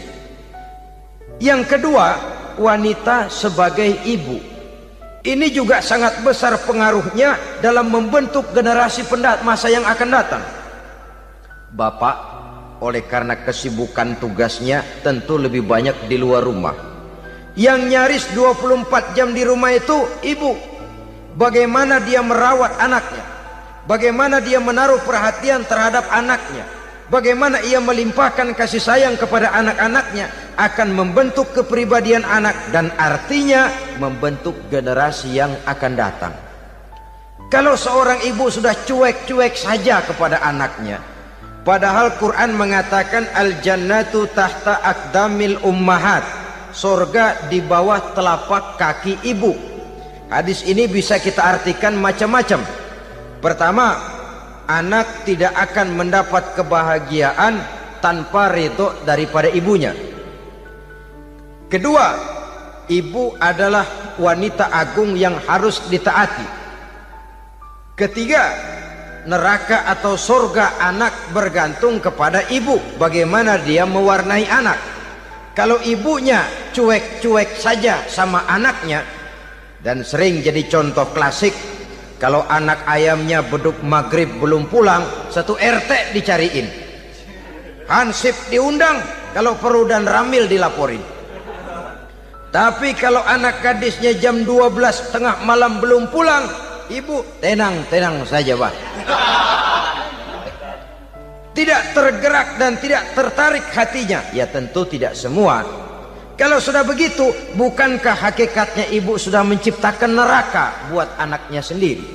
Khalil Gibran dalam satu tamsil yang indah pernah mengatakan, kalau kita diberikan sebutir mutiara, sebutir intan, dan intan itu sebutirnya sebesar telur ayam, benda yang sangat langka dan berharga, tentu kita sayang intan atau mutiara itu. Kita jaga baik-baik, kita simpan dalam kotak, kotaknya kita kunci, kotak itu kita simpan di dalam lemari, lemarinya kita kunci lagi. Lemarinya ada di dalam kamar, kamarnya pakai pintu, pintunya kita kunci lagi. Kamar itu ada dalam rumah, rumahnya pakai pintu, dikunci lagi. Kemudian rumahnya pakai pintu gerbang besar, gerbangnya juga digembok lagi. Untuk menjaga intan itu jangan sampai hilang, begitu usaha kita berlapis-lapis. Dan intan itu sudah diberikan kepada kita, kata Khalil Gibran. Apa dia? Anak-anak yang diamanahkan Allah kepada kita. Itu intan-intan mahal, itu mutiara-mutiara pilihan yang dititipkan dan diamanahkan untuk kita jaga sebaik-baiknya. Haruskah dia sia-sia di tangan kita? Haruskah dia merana jatuh di tangan ibu yang tidak punya tanggung jawab? Saudara hadirin yang saya muliakan, oleh karenanya peranan sebagai ibu ini sangat menentukan bagi pembentukan generasi yang akan datang. Salah ibu mengarahkan anak, akan lahir generasi mendatang yang tidak kita harapkan. Sehingga Nabi bersabda, kullu mauludin yuladu 'alal fitrah fa abawaihi yuhawwidanihi aw yunassiranihi aw yumajjisanihi. Setiap bayi dilahirkan dalam keadaan suci, setiap bayi dilahirkan dalam keadaan bersih, tidak punya dosa. Islam tidak mengenal dosa warisan. Semua saja bayi lahir dalam keadaan suci dan bersih. Kalau demikian lalu bagaimana? Kata Nabi, ibu bapaknya lah yang kelak akan menjadikan anak itu sebagai Yahudi, yang kelak menjadikan itu anak itu sebagai Nasrani, atau menjadikan anak itu sebagai Majusi. Ibu bapaknya yang mewarnai anak. Ibaratnya anak itu kertas putih, mau ditulis tinta hijau warnanya hijau, mau ditulis tinta merah warnanya merah, mau ditulis tinta hitam pun warnanya hitam. Oleh karena itu pembentukan anak yang soleh secara mental sesungguhnya sudah diwarnai oleh kebiasaan ibu bapak dalam pergaulan di rumah tangganya secara mental. Sehingga dengan demikian saudara-saudara, salah kaprah ibu dalam mengarahkan anak-anaknya akan melahirkan generasi penerus yang sungguh-sungguh tidak kita harapkan, dan pada gilirannya akan membahayakan perkembangan bangsa dan negara, membahayakan kita sebagai suatu umat. Apalagi sekarang ini masih banyak orang-orang muslim, orang-orang tua muslim yang kadang-kadang menyekolahkan anaknya di sekolah yang membahayakan akidahnya, mematikan imannya, menghancurkan tauhidnya. Pokoknya asal bonafid keluar sekolah ada jaminan lapangan kerja. Perkara anak mau kafir mau murtad bukan urusan. Alangkah ironi dan sangat menyedihkan. Saudara-saudara yang saya hormati, jadi dari segi kaum wanita peranan ibu sangat besar. Dari segi anak, ketaatan kepada ibu, doa restu ibu akan membawa kepada kebahagiaan hidup. Doa ibu mustajabah, kutukan ibu manjur. Beberapa hikayat dan riwayat menjadi contoh dan tamsil buat kita betapa tidak ada satu kebahagiaan di dunia ini yang bisa ditegakkan tanpa doa restu daripada ibu. Pantas kalau dalam Al-Quran ada ummul kitab, ibunya atau induknya kitab. Tiap negara punya ibu kota, bapak kota tidak ada. Lalu lagi wawasan Nusantara disebut ibu pertiwi, bapak pertiwi kemana tahu. Saudara hadirin yang saya muliakan, lalu dalam peringatan hari-hari besar nasional ada yang namanya Hari Ibu. Hari bapak nggak pernah diperingati. Ada Hari Ibu, dan ibu itu pun ada Ibu Kartini, ada Ibu Dewi Sartika, dan macam-macam lagi yang seluruhnya merupakan refleksi dan gambaran betapa peranan kaum wanita di dalam kehidupan ini yang memang banyak mewarnai dan menjadi warna dari suatu kegiatan. Saudara-saudara kaum muslimin rahimakumullah, apabila yang pertama tadi kita melihat peranan kaum wanita sebagai istri, betapa ia berpengaruh besar dalam ikut menunjang keberhasilan dan kesuksesan suaminya.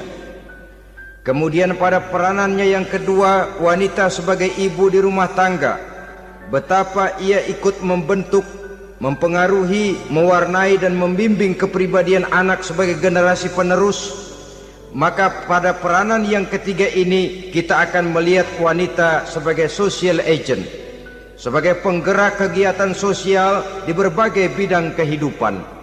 Apakah itu bernama majelis taklim, apakah itu bernama perkumpulan dan yayasan-yayasan kemanusiaan, organisasi-organisasi yang bergerak di bidang pendidikan, bahkan di zaman sekarang bukan hanya menjadi penggerak sosial, bahkan sudah banyak kaum wanita yang menggerakkan satu bangsa.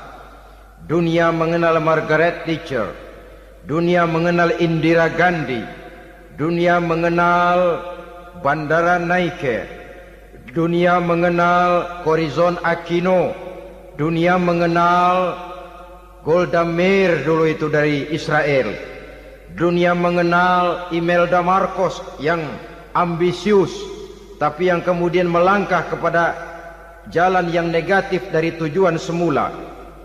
Ini bukan hanya sekedar social agent, tapi bahkan sudah mengarah kepada menggerakkan dan mewarnai suatu bangsa. Islam membuka pintu ke arah itu. Wanita duduk dan berfungsi sebagai social agent, mengurus berbagai macam perkumpulan yang bertujuan kepada kebajikan, menyantuni yatim piatu, memelihara kesehatan, menyayangi binatang, memelihara kelestarian lingkungan dan lain sebagainya. Islam membukakan pintu sepanjang peranan sebagai istri dan sebagai ibu tidak diabaikan. Ini sebab yang utama, salah seorang perempuan, kaum wanita, kalau terlalu aktif berorganisasi, terlalu aktif bermasyarakat, terlalu aktif dalam berbagai macam perkumpulan, lalu melupakan tugas utamanya sebagai istri dari suaminya, sebagai ibu dari anak-anaknya. Ibu asik rapat sana rapat sini, anak tidak pernah diajak rapat, akhirnya si anak bikin perkumpulan sendiri, rapat menurut versi mereka, sehingga akibatnya yang timbul anak merasa kurang diperhatikan oleh ibunya. Ngaji bagus, tapi kalau sepanjang hari ngaji saja, suami pulang mau makan tidak ada makanan, mau berganti pakaian belum lagi diteriska pakaiannya, tentu ini melupakan fungsi yang utama. Kegiatan sosial, kegiatan di organisasi adalah jadwal kegiatan setelah fungsi sebagai istri dari suami, sebagai ibu dari anak-anak dilaksanakan dengan sebaik-baiknya. Bukan tidak baik ngaji, kalau dari ngaji ke ngaji saja, bangun tidur ngaji, jam 7 ngaji, berangkat jam 11, sholat zuhur berangkat ngaji lagi, pulang sore, malam ngaji lagi. Suami tidak terurus, anak-anak pun terbengkalai, rusaklah rumah tangga. Dan bukankah satu bangsa terdiri dari satu tatanan masyarakat, dan tatanan masyarakat yang paling kecil bernama keluarga? Keluarga merupakan unit dari masyarakat, unit yang terkecil, dan keluarga terdiri dari pribadi-pribadi yang merupakan bapak, ibu, dan anak-anak. Sehingga masyarakat bangsa yang baik terdiri dari masyarakat yang baik, masyarakat yang baik tersusun dari keluarga-keluarga yang baik, dan keluarga yang baik akan muncul dari pribadi dan individu yang baik. Pribadi dan individu yang baik yang sadar mana kewajiban yang primer, mana kewajiban yang sekunder. Sebagai social agent, dia lalu mawas diri dengan tetap mempertimbangkan kodrat kewanitaannya itu tadi. Saya ikut prihatin kalau ada perempuan main sepak bola, dan saya yakin betul kalau perempuan main sepak bola, yang nonton pasti bukan nonton bola.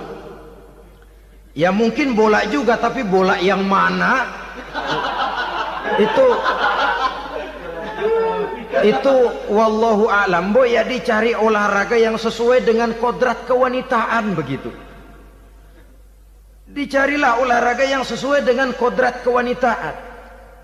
Sepak bola sudah maju, ya belakangan saya katakan tadi muncul lagi wanita angkat besi. Belakangan bisa kita bayangkan wanita main tinju. babak belur sudah kalau sudah begitu. Kemajuan dengan melupakan kodrat kewanitaan akan menyengsarakan kaum wanita itu sendiri.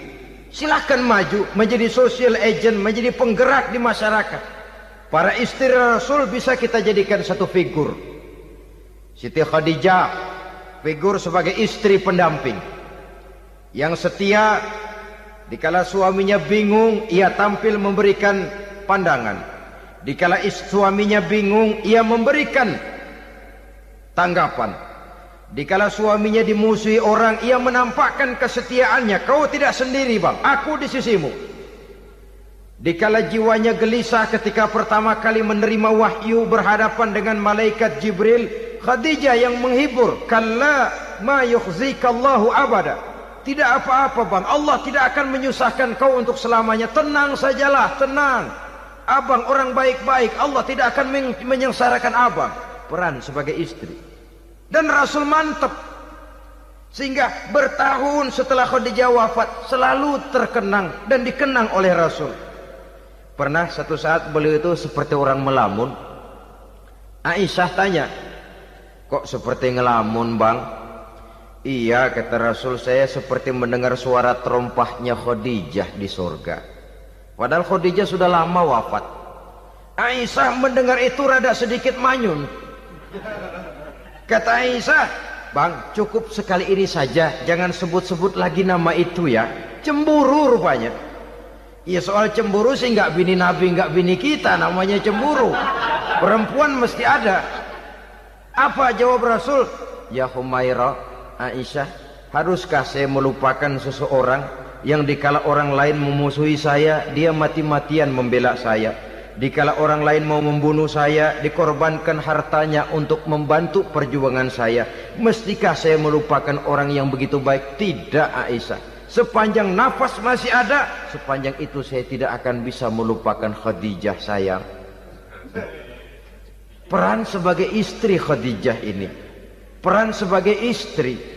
Suaminya bingung, istrinya memberikan hiburan. Kadang kan tidak, suami bingung, istri bingungan lagi.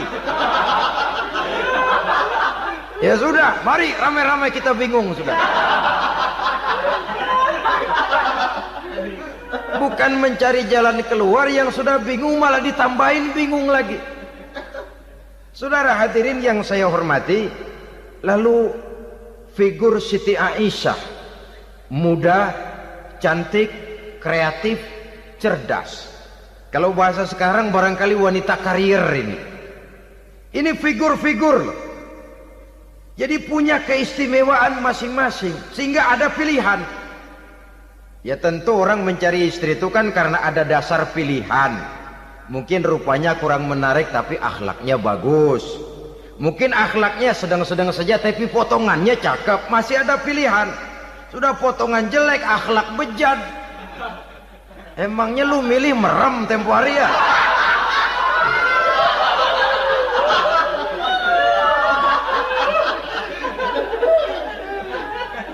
Sudah nggak ada pilihan apa-apa.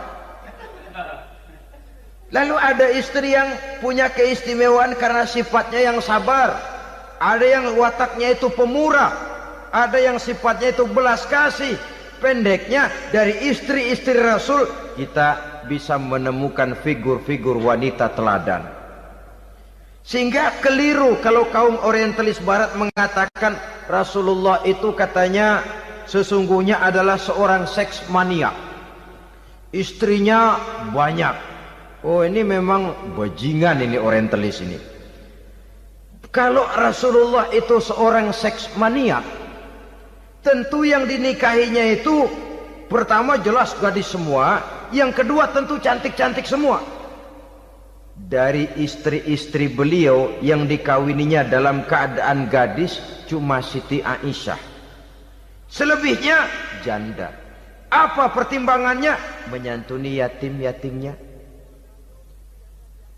mengayomi janda-janda yang ditinggal suaminya gugur di medan perang, untuk memperkuat keimanannya. Itu pilihan utama Rasul. Kita sekarang ini ya ngakunya si ikut sunnah Rasul, cuma sunnahnya urusan kawin melulu. Ada duit sedikit, kawin maning, kawin maning. Ditanya orang kenapa kawin melulu, sih mas sunnah Rasul. Bukan main. Kalau sudah urusan kawin pahlawan betul sunnah Rasul. Padahal kawin lagi dalam Islam itu sungguh pun boleh, tapi tidak diperintah. Tidak diperintah, memang cuma boleh. Itu kalau dalam pesawat itu cuma semacam emergency exit lah ya. Yang tidak boleh sembarang waktu bisa dibuka. Kalau memang sanggup berlaku adil, tafadhol. Kalau tidak, satu juga nggak habis. Lagian saya kira perempuan itu kan cuma perbedaan rupa saja, perbedaan selera saja. Seperti singkong dengan sate, bedanya kan cuma di tenggorokan. Kalau sudah masuk ke perut, kenyangnya kan sama. Perempuan cuma berbeda dalam selera, rasanya barangkali ya, barangkali.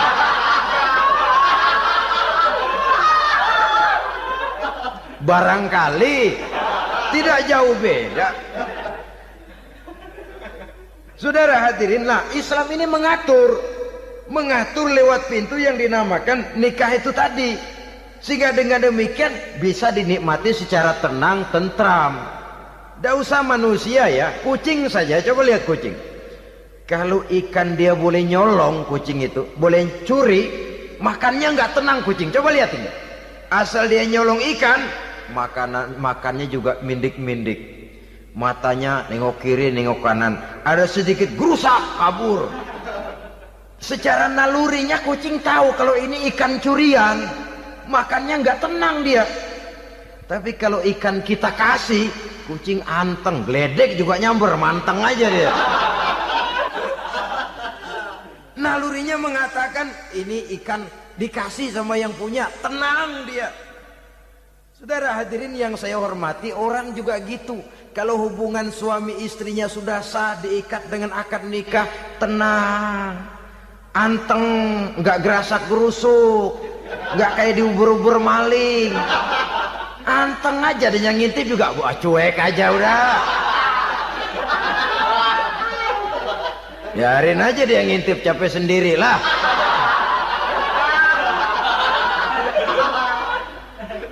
Tapi kalau nyuri-nyuri, coba lihat dah. Mana di kebun banyak nyamuk, hansip mukul tiang listrik, dia yang bingung. Islam ini sesungguhnya memudahkan jalan, saudara-saudara. Jadi sebagai social agent, wanita bisa berperan untuk itu. Apalagi untuk hal-hal yang menyangkut wawasan kemanusiaan, di mana kaum wanita karena emosinya lebih tinggi daripada kaum laki-laki, dia sangat peka terhadap masalah-masalah yang menyangkut kemanusiaan. Hatinya mudah tergugah, perasaannya cepat terenyuh. Dengan penderitaan dia cepat tergugah. Dia bisa menjadi social agent tanpa harus melupakan fungsi utama sebagai istri dan sebagai ibu dari anak-anaknya, sebagai istri dari suaminya. Saudara hadirin yang saya muliakan, dahulu Al-Quran pernah menceritakan betapa istri-istri pembesar di istana mewah di zaman Nabi Yusuf, kalau istilah sekarang nyonya-nyonya jet set, nyonya-nyonya VIP, betapa mereka mau memporak-porandakan keimanan seorang pemuda seperti halnya Nabi Yusuf alaihi salam. Dan Nabi Yusuf kemudian ternyata tidak mau jadi gigolo yang kerjanya hanya menyenangkan wanita-wanita jet set kelas VIP ini tadi. Sesungguhnya ini cuma satu simbol yang kejadiannya bisa saja terjadi pada zaman modern dalam versi dan kondisi yang berbeda. Namun bagaimanapun juga wanita dengan peranannya sebagai social agent, sebagai penggerak masyarakat, sangat besar pengaruhnya dalam ikut mewarnai perkembangan suatu negara. Seorang suami perlu memberikan dorongan kalau istrinya aktif di bidang sosial, asal dengan catatan saja, fungsi sebagai istri, fungsi sebagai ibu jangan sampai terlantar karenanya. Bahkan saya katakan tadi, di zaman sekarang wanita tidak lagi hanya berfungsi sebagai social agent, bahkan sebagai national agent, penggerak dari satu bangsa. Muncul wanita-wanita yang jadi menteri, yang jadi anggota DPR, bahkan yang jadi kepala desa dan lain sebagainya. Secara umum memang ar-rijal qawwamuna 'alan nisa. Laki-laki adalah pembimbing bagi kaum wanita karena kelebihan fisik biologis, kelebihan kemampuan intelektual dan lain sebagainya. Namun wanita pun boleh saja menjadi social agent sepanjang catatan yang saya sampaikan tadi. Jangan sampai melupakan kodrat kewanitaan, jangan sampai mengalahkan fungsi sebagai istri dari suaminya, sebagai ibu daripada anak-anaknya. Nah, kemudian fungsi yang keempat di bidang ilmu pengetahuan. Islam memberikan kesempatan yang sama kepada kaum wanita. Thalabul ilmi faridatun ala kulli muslimin wa muslimatin. Menuntut ilmu itu wajib hukumnya bagi orang Islam, baik laki-laki maupun perempuan. Sampai dibentuk kalimat pengecuali khusus ini, muslimin wa muslimatin, bagi muslim laki-laki, bagi muslim perempuan. Dan alhamdulillah, kalau dulu di zaman Raden Ajeng Kartini, nasib perempuan berada di balik pintu yang digembok rapat-rapat, siklusnya berputar cuma sumur, dapur, kasur, kasur, sumur, dapur, dapur, sumur, kasur.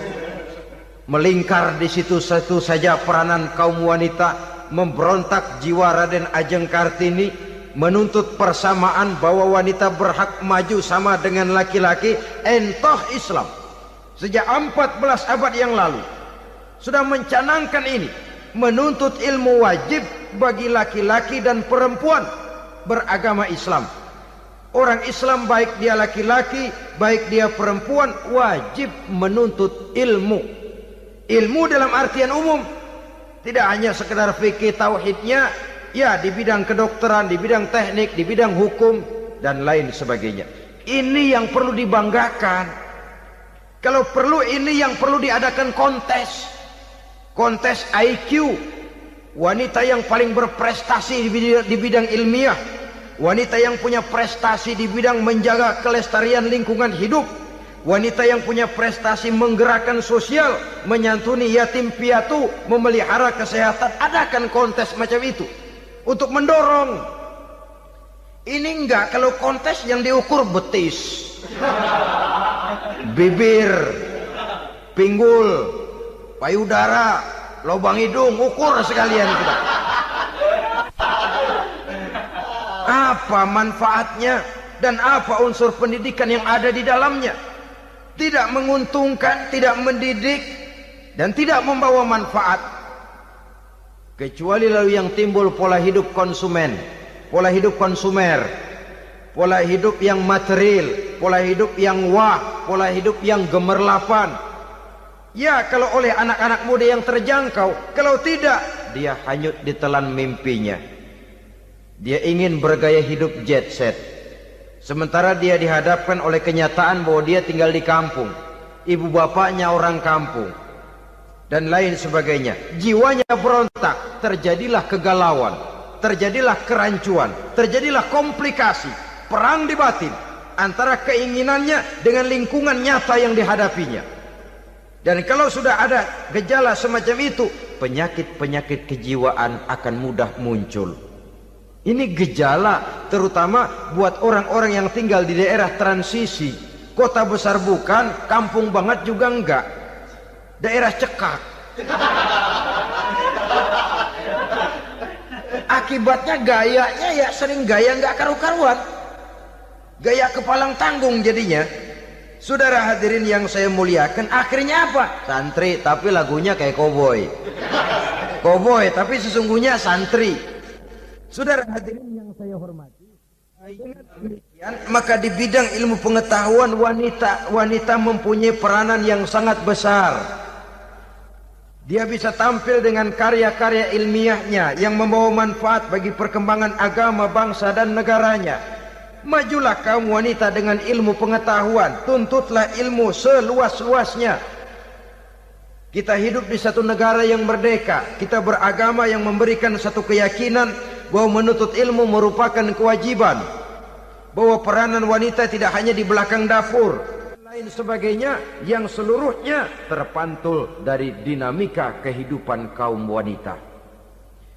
Saudara-saudara kaum muslimin rahimakumullah. Kemudian yang kelima, peranan wanita dalam bidang agama. Kita bersyukur sekarang ini gejalanya dimanapun pengajian, biasanya lebih ramai pengajian ibu-ibu dari bapak-bapak. Peringatan hari-hari besar keagamaan, biasanya lebih ramai ibu-ibu daripada bapak-bapak. Pengajian ibu lebih ramai. Padahal kalau bicara sibuk, lebih sibuk ibu daripada bapak misalnya. Kalau sudah pengajian bapak-bapak, biasanya pengajiannya ramai cuma 3 giliran itu. Pembukaan, maulid, penutupan. Kalau sudah yang rutin pengajian tiap minggu, 3 pojok yang ngaji. Yang atu nguap, yang atu pules, yang atu ngiler. Saudara hadirin yang saya muliakan, ada badan kontak majelis taklim yang merupakan wadah daripada kegiatan ibu-ibu.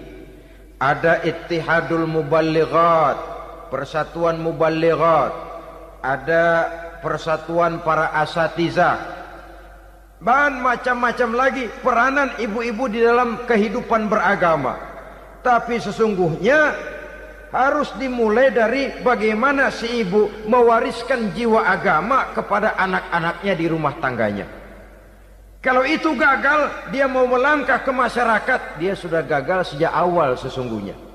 Keberhasilannya dia menata masyarakat akan mengakibatkan dia nanti bernasib seperti Nabi Nuh. Berhasil mengajak beberapa orang kafir mengikuti ajarannya, tapi gagal mengislamkan putranya sendiri Kan'an. Bukan tidak berusaha, tapi memang Allah sudah menghendakinya sedemikian untuk menjadi contoh buat kita semua. Yang penting orang tua berusaha dan berikhtiar. Kalau sudah berusaha dan berikhtiar, anak ternyata memang sulit diurus, barangkali memang fotokopinya Kan'an tuh anak. Ya orang tua kalau sudah berusaha, ya tawakallah. Jangan belum berusaha lalu berkata, jangan anak kita, anak Nabi aja ada yang bengal. Ngajar tidak mau, mengajar anak tidak mau, mendidik anak tidak mau, lalu mencontoh Nabi, salah kaprah namanya. Kaum wanita bisa berperan di dalam agama. Ketika Rasul hijrah, itu kan beliau tidak langsung ke Madinah. Dari Mekah itu beliau mengambil jalan arah ke kiri menuju Gua Sur. Ini dalam strategi militer punya makna sendiri. Jenderal yang ulung, ahli strategi militer ini. Di Gua Sur sana beliau tinggal 2 hari 3 malam. Siapa yang membawa makanan ke Gua Sur? Siapa yang menjadi kurir untuk mengintai kegiatan-kegiatan Quraisy setelah Nabi berangkat hijrah? Asma, putri Abu Bakar Siddiq radhiyallahu anhu. Jadi kurir, jadi spion, membawa makanan untuk Rasul dan ayahnya di Gua Sur. Ini peranan wanita. Di tengah bahaya, di tengah keadaan posisi terjepit, Rasul di dalam gua, diamatinya keadaan Quraisy, dilaporkannya kepada Rasul. Jasa seorang wanita bernama Asma, putri dari Abu Bakar Siddiq radhiyallahu anhu. Rabi'atul Adawiyah, seorang sayyidah sufiyah, ahli tasawuf yang terkenal dengan ajaran cintanya kepada Tuhan.